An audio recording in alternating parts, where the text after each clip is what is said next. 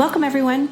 I'm Sue Barber, author, former IT director for a Fortune 500 company, turned executive coach, and this is the Visibility Factor podcast, where we explore how to raise your visibility and play bigger at work and in life. We'll explore key topics and welcome guests that help you shift your thinking about yourself so you can see new possibilities for your leadership. I'm on a mission to create a visibility movement for leaders to show their value and be seen for their true talent. Are you ready to take the next step towards a higher level of visibility for yourself? Let's go.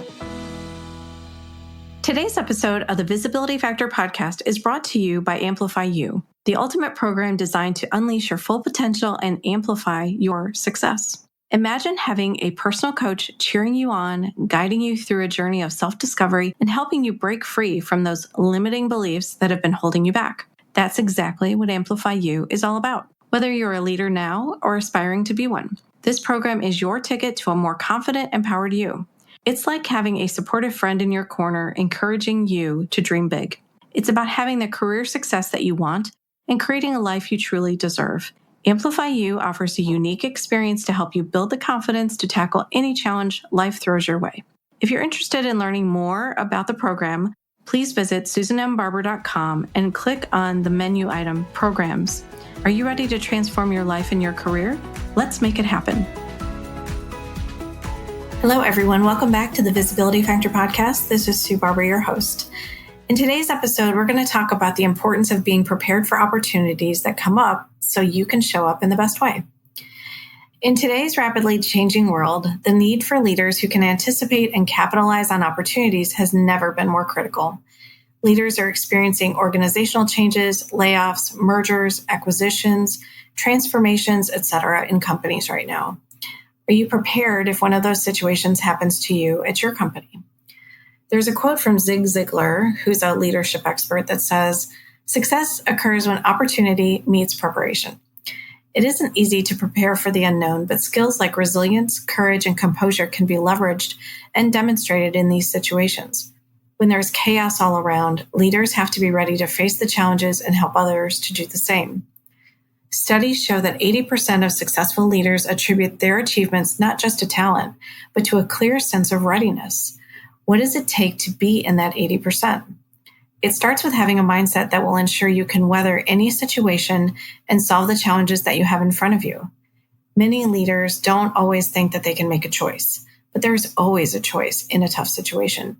You can come from a positive place or a negative one. Remember that you have a chance to leverage these high-pressure moments to demonstrate the strength of your leadership. There are always opportunities and impacts to be made in these uncertain situations if you choose to take advantage of them. It all depends on how you look at them. So let's go through some different types of examples. The first one is, think about when a new leader comes into an organization or department and wants to make an impact, which means change. Can you be open and ready for the changes that the new leader wants to make? Maybe not completely, but being prepared with what you can control is important. Having a document that gives an overview of your specific area and team that you can share with your new manager is a step in the right direction. New leaders are coming in and drinking from the fire hose in the beginning, so having a quick presentation that gives them the highlights on what they need to know about you and your area is extremely helpful. Having this ready to go allows you to connect and share at the right time. Another example is when the company makes changes. Organizational changes, project changes, acquisitions, divestitures, and business changes to stay competitive are a few of the types of changes that a leader in a corporate environment will encounter each day. All of these changes can be a challenge to navigate. They can create more work and be overwhelming until decisions are made on priorities. This is the time when a leader has to make a choice. They can resist the change or move forward towards acceptance. Change is a constant, and it is going to happen one way or another. It's just a matter of time. If you're resisting a change, know that the resistance you feel comes from fear, and it prevents acceptance. The lack of direction and chaos that change brings creates a lot of open questions. What will the change mean for you and your team? How will things be different? What other changes are going to come next? The fear of the unknown will hold you back from showing up as the leader that you want to be if you let it. The stress and anxiety can make you play small and wish everything would go back the way it was before. That is impossible, and you can't avoid it. Your ability to accept the change quickly can set the tone for others to follow. That doesn't mean that you don't still have questions, but at least you're open to conversation and ideas now. So think about the changes that you've been through in the past. Did you resist the change or accept it? Did you play small or play bigger? These situations present opportunities for the leaders to step up and talk about the change in a positive way. Help the team see the opportunities that can come from the change so they can move forward. This is the time that you can demonstrate how you can visibly manage change and be the leader that helps them to do the same. What about if you're trying to introduce a change during a conversation for maybe a new idea that you're trying to move forward on, or have a conversation on alignment? Although it may seem like the right thing to do to run and share a new idea with everyone, you may want to consider being more strategic about the conversations. This is especially true knowing that you really only have 7 seconds to make a good impression, according to a Harvard Business School study on communications. If you don't make a good impression, then you will need to meet with them 7 more times to reverse the initial first impression. Can you imagine? 7 seconds. It's crazy. This type of information helps you see how important it is to plan out your communication and presentation before you get caught up in the moment and risk creating a perception that is negative. So what are the benefits of having these conversations? The first benefit is that you will be able to get additional feedback to ensure that you've thought of everything that you should include, or maybe even that things that you should exclude. This is instrumental to help you adjust things if needed and make your idea even better than it was before. It does put you in a vulnerable position, though, to show others your idea and be open to their feedback. What if they hate it or think it will never work? Asking the right questions to gain their feedback can help you look at it differently and make changes that can make it more feasible. The feedback may also make it apparent that you have to go back to the drawing board and start over. But it's better to get that kind of feedback from a few people instead of a senior level audience. The second benefit is to show your idea to people to gain alignment and advocacy. In larger organizations, it is sometimes necessary to do more alignment and communication with people in order to move ideas forward. Identify some key stakeholders that will really be impacted by this idea and those who have the ear of the decision makers in the group. These may be people like your direct manager, peers, or other funding and strategic decision makers.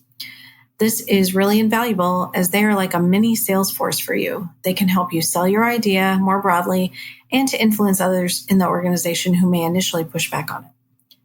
The last benefit is to take this approach so that you can increase your credibility and create the positive perception that shows you are being strategic and planning out conversations with intention. Going through this review process will give you the confidence that you have a really robust idea with buy-in and support from team members who have the credibility that you need to move it forward. Having alliances like these in your corner when you go in for a big pitch ensures you will have a much higher level of success. Now, I do want to share one caveat. If in fact your presentation doesn't go well, or if you didn't do it as well as you had hoped, don't fear that it really is the only pitch that you'll ever get. I have had many situations where people have gone back and said, that didn't go as well as I'd hoped. I've redone it. I really want to have another shot at this. And people are open to that. So it means that you just need to rethink it, rework it, and go back in and share that it is different and that you've really thought it through or got more ideas or feedback from other people, and that you're excited to prepare and share it with them again. There are many times that I have heard no's, and instead of considering them as no's, I consider them as a not yet. So if there's a way that you can rework it and have a conversation with your boss or others to bring it back, don't be reluctant to do that. The next example is trying to minimize risks by being proactive on projects. Being prepared when working on a project means talking about issues and risks. If you have ever been part of a team working on a project, you know that there is always risk. There may be many risks to deal with. Risk mitigation is a critical part of making sure that the project team can handle the scenarios that could happen.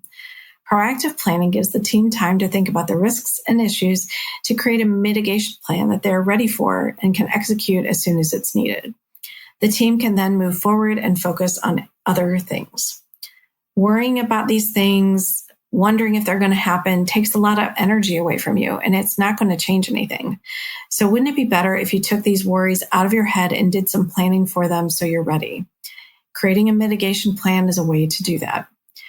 Where are you focused on the what ifs right now? So if you're thinking constantly about what if this happens, what if that happens, what if instead you take 10 minutes and capture what would you do if that what if happened? It's a really easy exercise. Just set yourself a timer on your phone for 10 minutes and write out what the possible what ifs are, and then what you would do for each of them. I bet you could come up with 5 or more ideas of what you would do. The challenge is that we don't slow down long enough to do that, which makes us appear unprepared when something does happen. Remember that leaders are being looked to handle these kinds of unknowns. Capture what you know and don't know in these ambiguous situations so you no longer have to spend the energy of worrying about it. Do your best to prepare with what you can in advance so you and your team will have a plan ready to go should you need it. And a quote from Benjamin Franklin: "By failing to prepare, you are preparing to fail." So trying to take that time up front and prepare as much as you can. No situation is perfect. You may not handle every situation, but at least if you've done your due diligence as much as you can, at least you're somewhat prepared in those situations when they happen, and you're less likely to fail. In today's Visibility Action Plan, I want you to think about this. You have a choice every single day to focus on your growth, build a strong mindset, and increase your resilience to be prepared for what comes your way. Think about it this way. Everything that you experience each day is preparing you for what comes next. So every job you've had, every role you've had, every experience that you've had, it's giving you something that you can incorporate and be prepared for the next thing, whatever that may be. And I look back on my own career, there's many situations that I can imagine were difficult at the time for me, but now I can see what they really gave me. They taught me a lot of things. They prepared me for other things that I was going to need those experiences for, and I just had no idea. So take the moment to go through those experiences, but recognize that you're going to need them in the future.